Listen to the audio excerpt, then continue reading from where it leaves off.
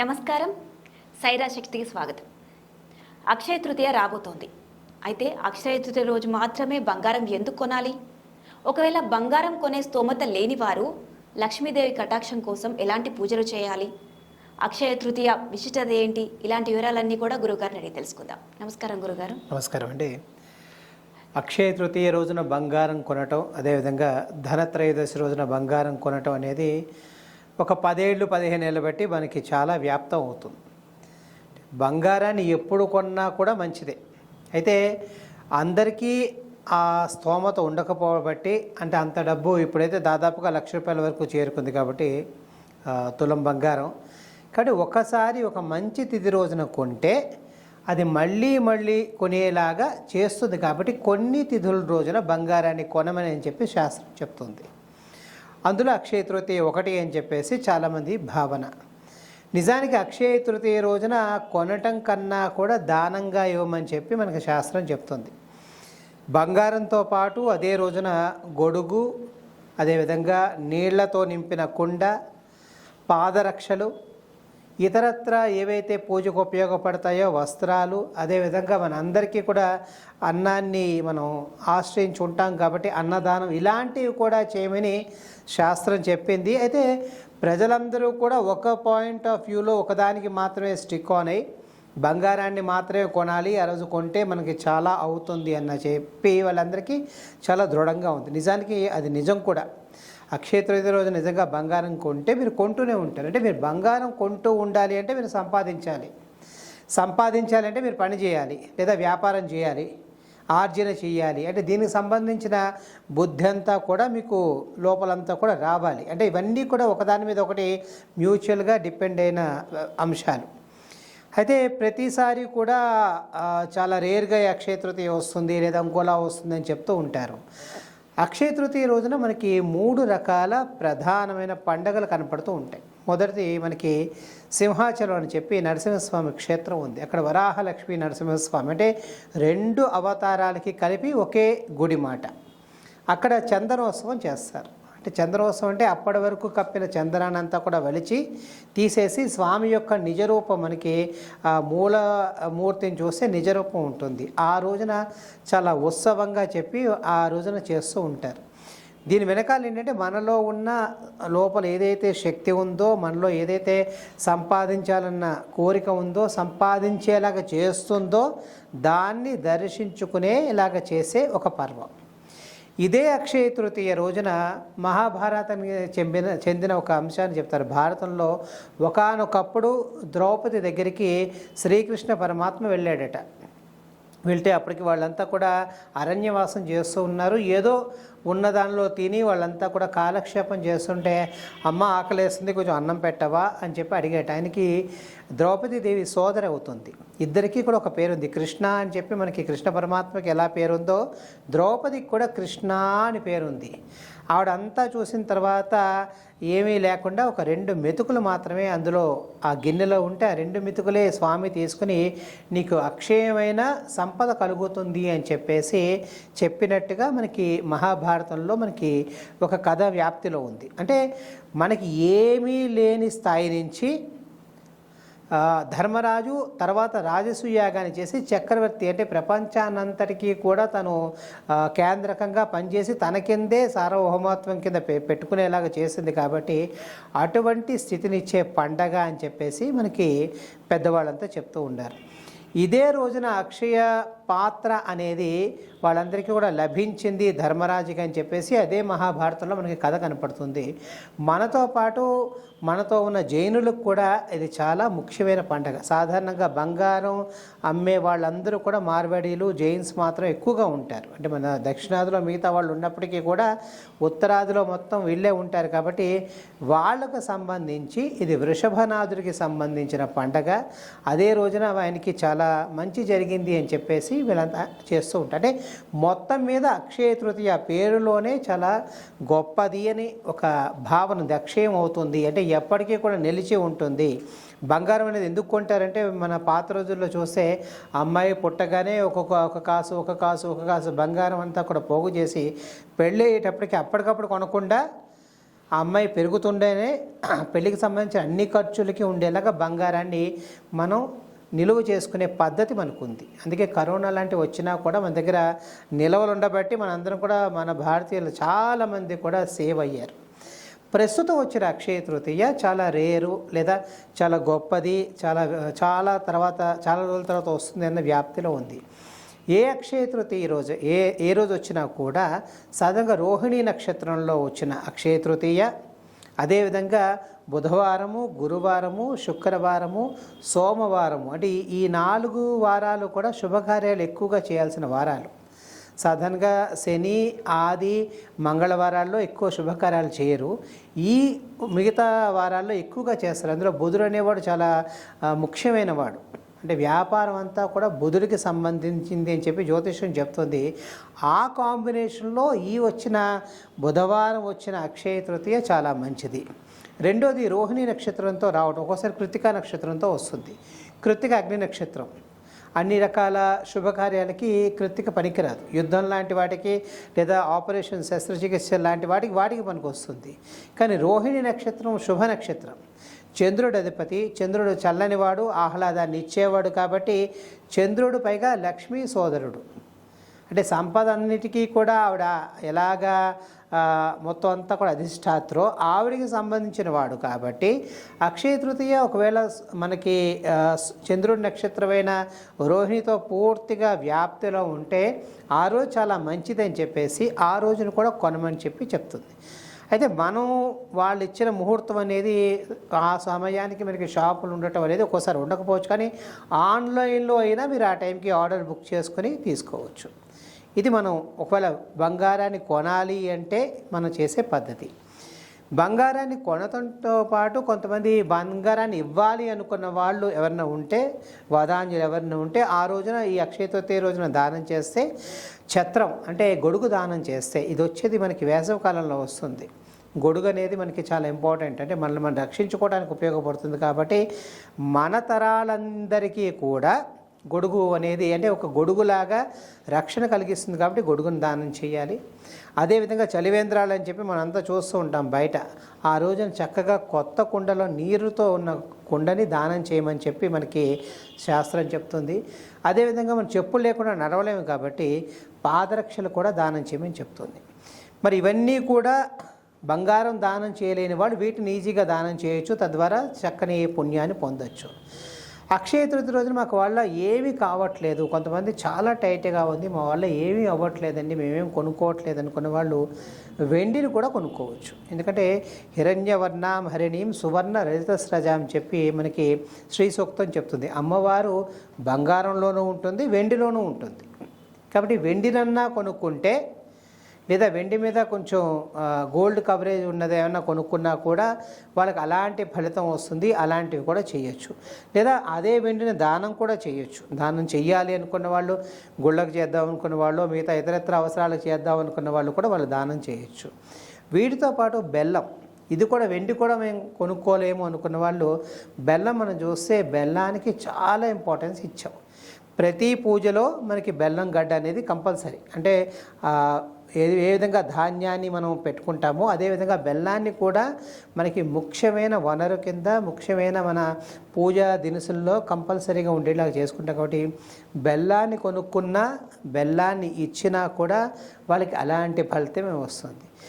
అంటే ఈ రోజున మనం చేయాల్సిన వీటితో పాటు మహాలక్ష్మికి సంబంధించిన స్తోత్రాలు చేయటం కానీ, మహాలక్ష్మికి సంబంధించిన సాధన చేయటానికి కానీ, ఏదైనా కొత్త పనులు చేయటానికి కానీ, అంటే ప్లానింగ్ అనేది చాలా ఇంపార్టెంట్. చాలామంది ఏదో చదువుకుంటారు, ఆ చదువుకున్న దానికి ఎక్కడెక్కడ ఉద్యోగాలు వస్తాయో, వాళ్ళు ఎంత బాగా సంపాదించాలో వాళ్ళకి తెలియదు.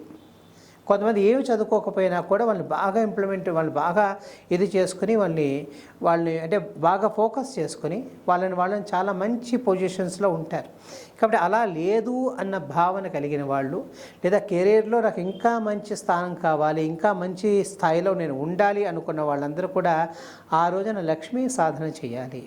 అంటే శ్రీ సూక్తాన్ని చదవటం, లేదా మహాలక్ష్మి అష్టోత్తరాన్ని చదవటం, ఇంకా ఓపిక ఉందనుకోండి సహస్రనామ స్తోత్రాన్ని చదవటం. లేదు మాకు నోరు తిరగట్లేదు, మేము చదవలేము, మా వల్ల కాదు అనుకుంటే ఇప్పుడు చాలా సాధనాలు ఉన్నాయి మనకి.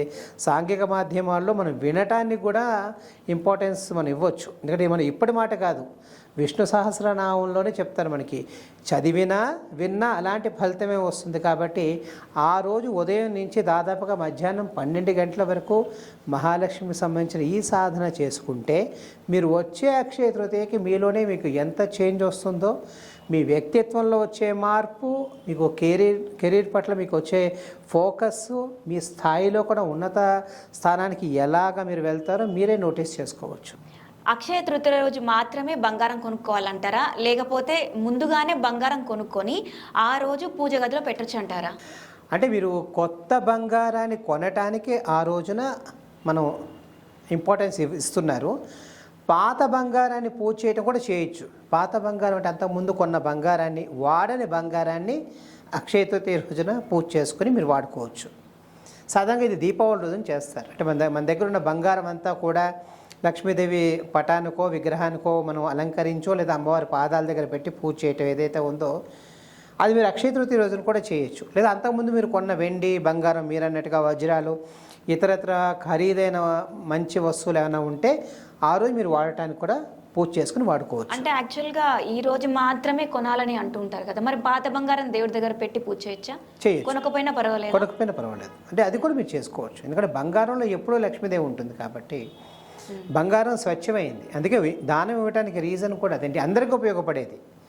ఒకరి నుంచి ఒకరు తీసుకున్నా కూడా దానికి ఎటువంటి దోషం అంటది. కాబట్టి పాత బంగారాన్ని కూడా మీరు పూజ చేసుకోవచ్చు.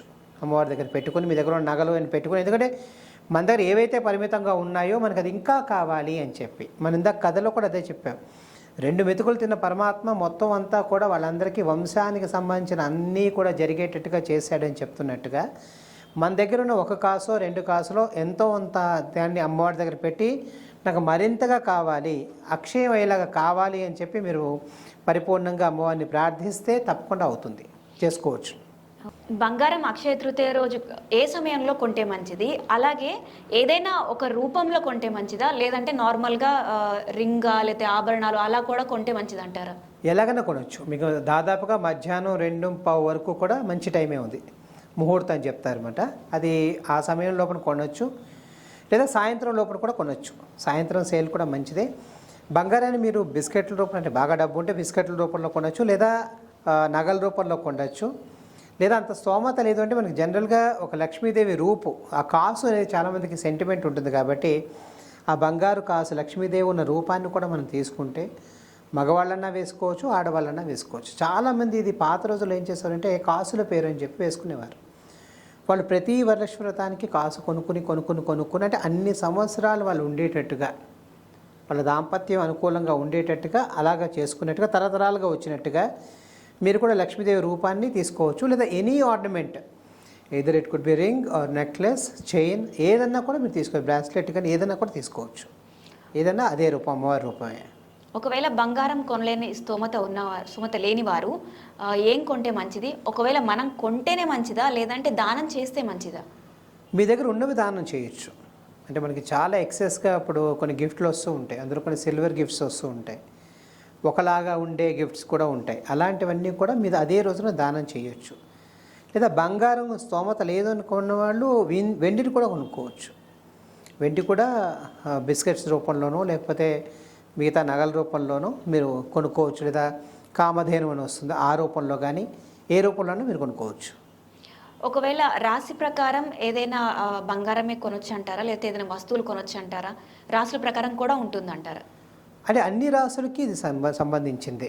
పండుగలన్నీ కూడా ఒక రాశికి సంబంధించిన ఉండకుండా దాదాపుగా 12 రాశుల వాళ్ళందరికీ కూడా అనుకూలించేవి. కాబట్టి నూతన వస్తువులు, బంగారము, వెండి, అదేవిధంగా భూములు, ఇవన్నీ కూడా ఆ రోజున మనం కొనుక్కోవటం, లావాదేవీలు ఇది కొంటే మంచిది అన్నట్టే అలా ఏం లేదు, అందరికీ కొనుక్కోవచ్చు. ఎందుకంటే బంగారం, వెండి అనేవి అందరూ కొనుక్కోవాల్సినవి, అందరికీ నీడెడ్. ఏ విధంగా మనకి మెడిసిన్ ఎలాగో ఇది కూడా అలాంటిదే. కాబట్టి అన్ని రాసుల వాళ్ళు కూడా కొనుక్కోవచ్చు. ఏ రాశికి బంగారం పడకపోవటం అనేది ఉండదు. అదేవిధంగా లక్ష్మీదేవి కూడా ఏ రాశి వాళ్ళకి పడకపోవటం ఉండదు. అంటే అన్ని రాసుల వాళ్ళకి కూడా అనుకూలించే దేవత కాబట్టి ఆవిడ జగన్మాత కాబట్టి ఆవిడ ఆ రోజు బంగారంలోనూ వెండిలోనూ అన్ని రకాల మంగళకరమైన వస్తువుల్లో ఉంటుంది కాబట్టి అందరూ కూడా కొనుక్కోవచ్చును. ఓకే. అయితే ఈ అక్షయ తృతీయ అన్ని అక్షయ తృతీయల కన్నా చాలా అరుదైన అక్షయ తృతీయ 100 సంవత్సరాల తర్వాత వస్తుందని అంటున్నారు. అయితే ఈరోజు శుభయోగాలు ఏంటి అంటారు?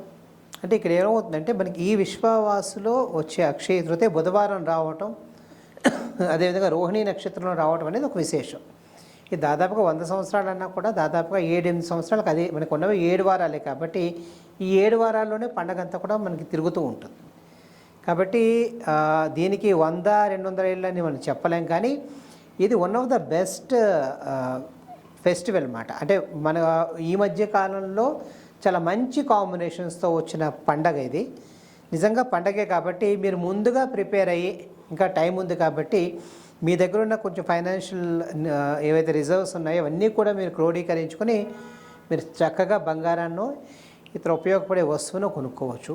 శుభయోగం అనేది ఆ రోజు పొద్దు నుంచి ఉంది. అంటే ఇప్పుడు ఏంటంటే ఇదివరకైతే 10ంటికో 11ంటికో మనకి దుకాణాలు తీసే ఇది ఉండేది. ఇప్పుడంతా ఆన్లైన్ ట్రాన్సాక్షన్ కూడా అవుతుంది కాబట్టి మీరు మార్నింగ్ 5:43 అంటే ఆ టైంకి మీరు ఆర్డర్ చేసుకోవచ్చు.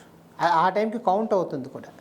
సో డెలివరీ ఆ రోజు వచ్చినా తర్వాత రోజు వచ్చినా కూడా మీరు ఆ రోజున బుక్ చేసుకుని ఆ రోజు మీరు ఆర్డర్ పెడితే మీరు ఆప్ట్ చేసినట్టే, అంటే మంచి సమయంలో మీరు తీసుకున్నట్టే కాబట్టి అది మీకు వ్యాలిడిటీ ఉంటుంది, మీకు మంచి కూడా జరుగుతుంది.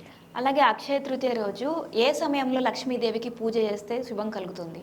మనకి మహాలక్ష్మి పూజ సాధారణంగా సంధ్యవేళ, అంటే మార్నింగ్ ప్రాతః సంధ్య కానీ సాయం సంధ్య కానీ చేయాలి.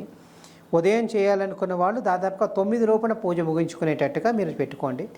సాయంత్రం చేయాలనుకున్న వారు 5 నుంచి 5:30 నుంచి 6 లోపున మీరు పూజ మొదలు పెట్టుకుని మొత్తం సాయంకాలం అయ్యే వరకు కూడా అమ్మవారి పూజ చేసుకునేటట్టుగా ఉంటే మీ వీలును సమయాన్ని బట్టి చేసుకుంటే తప్పకుండా మంచిగా ఉంటుంది, మంచిగా మీకు అనుకూలిస్తుంది కూడా. అలాగే లక్ష్మీదేవితో పాటుగా కుబేరుడిని కూడా పూజిస్తారు. అది నిజమే అంటారు? అంటే చేస్తే మంచిది అంటారు? అంటే కుబేరుడు అంటే మనకి ఏం చెప్తారంటే ఉత్తర వైపు ఉన్న దిక్కుకి అధిపతి ఆయన. ఉత్తరం అంతా కూడా వ్యాపారానికి సంబంధించింది అని చెప్తాం. ఆయన నగరం కూడా అలకాపురి అని చెప్పేసి నగరం. దేవతల్లో చాలా గొప్పవాడు, బాగా డబ్బు దగ్గర పెట్టుకున్నవాడు. అంటే ఏ విధంగా మనకి ఊర్లలో కొంతమంది షావుకారుల దగ్గర డబ్బు ఉంటుంది, మన దగ్గర డబ్బు లేనప్పుడు, లేదా మన వ్యవసాయానికి డబ్బు కావాల్సి వచ్చినప్పుడు, లేదా చదువుకు కావాల్సి వచ్చినప్పుడు ఆ షావుకారి మోతుబడి దగ్గరికి వెళ్తే ఆయన దగ్గర డబ్బు ఎలా ఉంటుందో దేవతల్లో డబ్బుని ఆయన పెట్టుకున్నాడు కాబట్టి ఆయనకి విత్తేశ్వరుడు అని పేరు. ఆయన దగ్గర ఒక కప్ప కూడా చూపిస్తూ ఉంటాడు చేతిలో, మనం చూస్తుంటే కప్ప ఏం చేస్తుంటే ఒక జంప్ నుంచి ఇంకో జంప్ చేస్తుంటే ఒకసారి గెంతినట్టుగా రెండోసారి గెంతదు దాని లైఫ్ టైంలో అంతా కూడా. సో దీని మీద మాండూకోపనిషత్తు అని చెప్పి ఒక ఉపనిషత్తు కూడా ఉంది మనకి. అంటే ఆ విధంగా మనకు వచ్చే ఇన్కమ్ కూడా ఒకసారి వచ్చినట్టు కాకుండా ఇంకా మళ్ళీ ఎక్కువగా రావాలి అని చెప్పి సింబాలిక్గా చెప్పారు.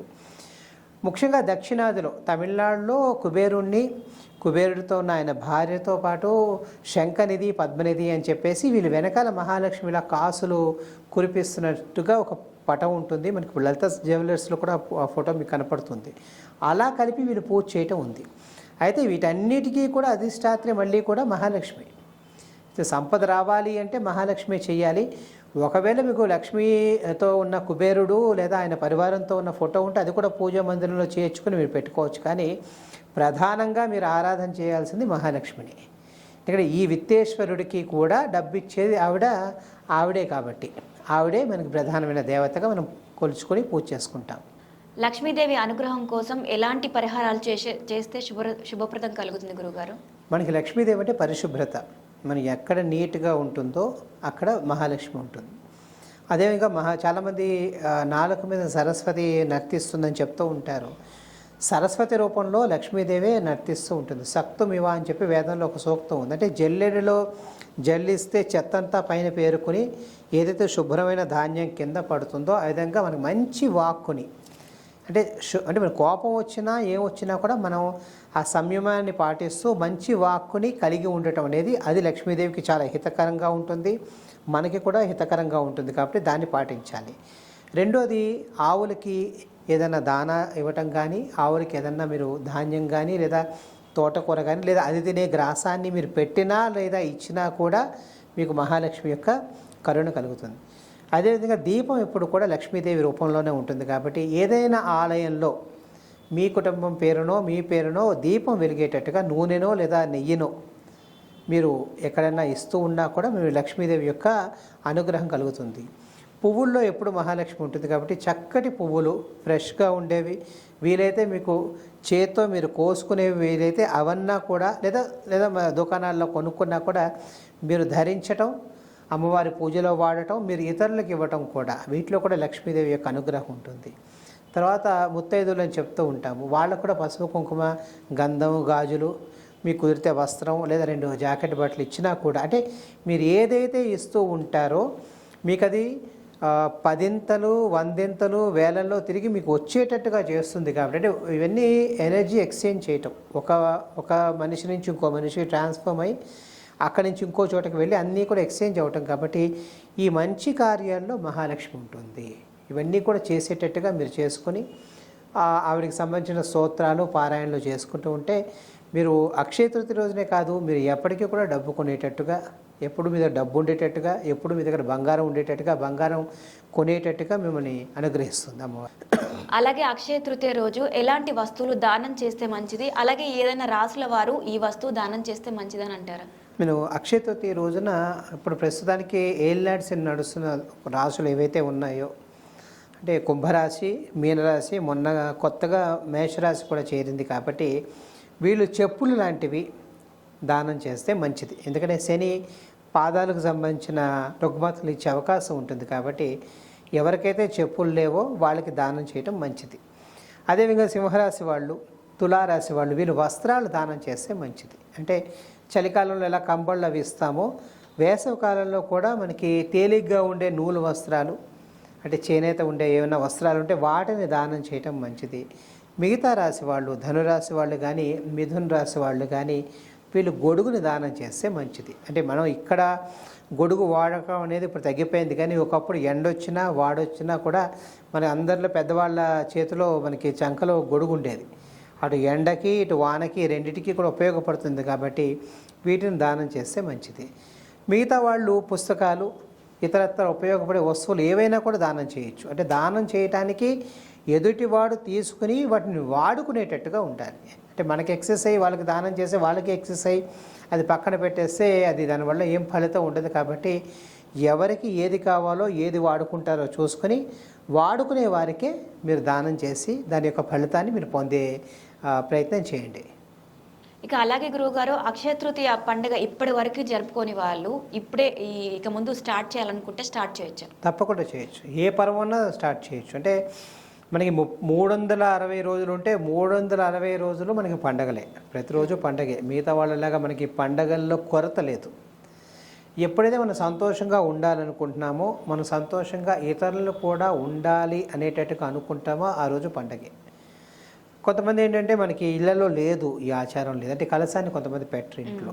అంటే ఈ అక్షయ తృతీయలో కూడా కలశం పెట్టచ్చా లేదా అని చెప్పి చాలామందికి సందేహం రావచ్చు. మీ ఇంట్లో కలశం అనేది లేకపోతే మీరు అమ్మవారి ఫోటోకే మీరు చక్కగా అన్నీ చేసుకోవచ్చు.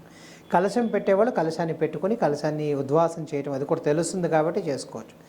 కొత్తగా మేము ఈరోజు మొదలుపెట్టాం, కొత్తగా పెళ్ళైన వాళ్ళు కావచ్చు, లేదా ఒక అమ్మాయి కోడలు కానీ లేదా మిగతా వాళ్ళు ఎవరైనా కానీ ఈ వ్రతాన్ని మొదలుపెట్టాలి చెయ్యాలి అనుకున్న వాళ్ళు కూడా నిరభ్యంతరంగా మొదలుపెట్టచ్చు. ఎందుకంటే మంచి పండగ చేసుకోవడానికి ఎటువంటి రెస్ట్రిక్షన్ అనేది లేదు కాబట్టి ఇందులో ఉపవాసాలు లేవు, లేకపోతే ఇంతెంత నైవేద్యాలు పెట్టాలని లేదు, ఇవి తెచ్చుకోవాలి, పత్రి తెచ్చుకోవాలి, అవి తెచ్చుకోవాలి, ఏమేం లేదు. కాబట్టి చక్కగా మీ దగ్గర ఏవైతే మీకు అవైలబుల్గా అన్ని రకాల రీసోర్సెస్ ఉన్నాయో అవన్నీ కూడా తెచ్చుకొని చక్కగా మీరు పండగను మొదలుపెట్టుకోండి. ప్రతి సంవత్సరం కూడా చేసుకోండి. కొన్నిటికేమో ఉద్యాపన ఉంటుంది, అంటే 5 వారాలు చేయటం లేదా 3 ఏళ్ళు చేయటం 5 ఏళ్ళు చేయటం ఇలా ఉంటుంది. ఈ అక్షయ తృతీయకి అలాగే ఉద్యాపన అనేది లేదు. అంటే లక్ష్మీదేవికి సంబంధించిన ఏ పూజలో కూడా ఆవిడకి ఉద్వాసన అనేది ఉండదు. ఎందుకంటే లక్ష్మీదేవి వెళ్ళిపోతే మనం ఏమీ చేయలేం కాబట్టి అమ్మవారికి ఉద్వాసన అనేది పలకకుండా హృదయ మందిరే, అంటే నా హృదయంలో ఎప్పటికీ నువ్వు నిలిచుండు స్వామితో సహా అని చెప్పి మనం ప్రార్థన చేస్తాం. కాబట్టి నిరభ్యంతరంగా కొత్త వాళ్ళందరూ కూడా ఈ పండుగ మొదలు పెట్టుకోవచ్చు. ఒకవేళ మధ్యలో ఎక్కడైనా పండుగ చేయడం మిస్ అయితే మళ్ళీ వచ్చే సంవత్సరం చేసుకోవచ్చు. ఒక్కొక్కసారి అనుకూలం కాదు అనుకుంటే రకరకాల రీజన్స్తో తర్వాత చేసుకోవచ్చు. అది కూడా మనకి ఒప్పుకుంటారు. అలాగే గురువుగారు, అక్షయ తృతీయ గురించి చాలా చక్కగా వివరించారు. నమస్కారం. నమస్కారం అండి.